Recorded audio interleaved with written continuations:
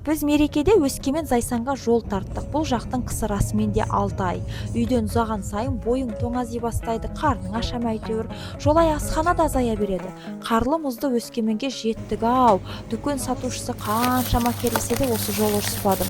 Сіңілімнің тәтті жұмсағын жеп, бойымыз тез жылитынын сезіп тұрдым.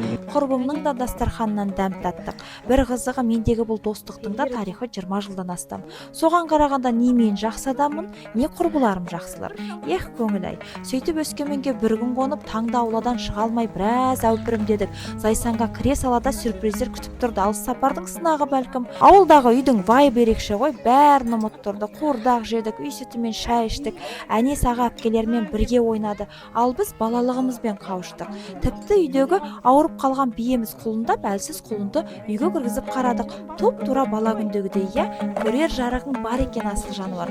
Мына күннің суығы қояма, анаңның сені аман есен дүниеге алып келгеннің өз ерлік болды. Енді өмір үшін жанталасасын, білесің бе?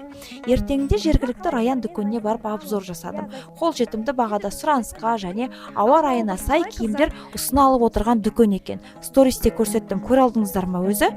Уақытта сөйтіп жүргенде тойдың күнінде келіпті. Үлгеріп үлгермейтін өмірді айтыңыз. Бұл сапардың мақсаты да осы жездеміздің 60 жас мерейтой еді. Сіздердің жезделеріңіз жай жезде шығар. Менің жездем ағамдай 40-та еді ғой деп қоямын. Сөйтсем өзім 40-та екенмін ғой. Жаратқанға мыңда бір шүкір. Тойдан шығып нағашы ағамның үйіне келіп қонақ болдым.